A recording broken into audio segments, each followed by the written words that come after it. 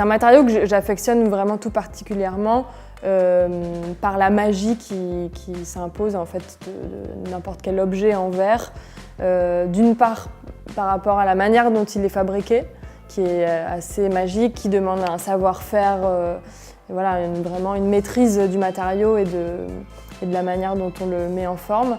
Et puis d'autre part par cette transparence, cette fragilité aussi, et le fait qu'on puisse faire vraiment tout et n'importe quoi avec du verre.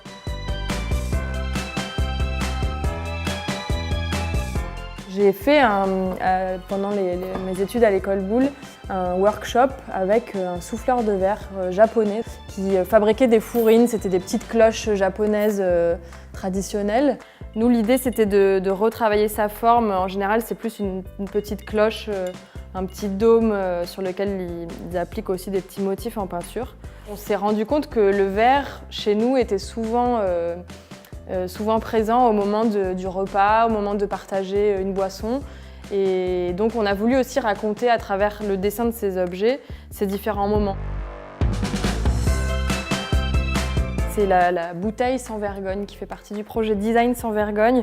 C'était mon projet de diplôme qui était fabriqué dans une verrerie de laboratoire. Ils fabriquaient vraiment des vrais alambics pour des laboratoires de physique-chimie. Et en fait, j'ai voulu travailler sur des petites gênes du quotidien, donc des petits moments de vergogne qui représentent une situation de petite honte et de gêne au quotidien.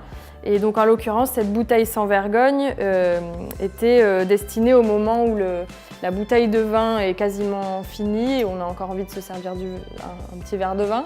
Et donc cette bouteille-là, il y en avait une deuxième aussi, raconte un peu la dernière goutte, en fait, la dernière gorgée de vin qui est magnifiée comme ça dans un écrin de verre qui est un peu inaccessible.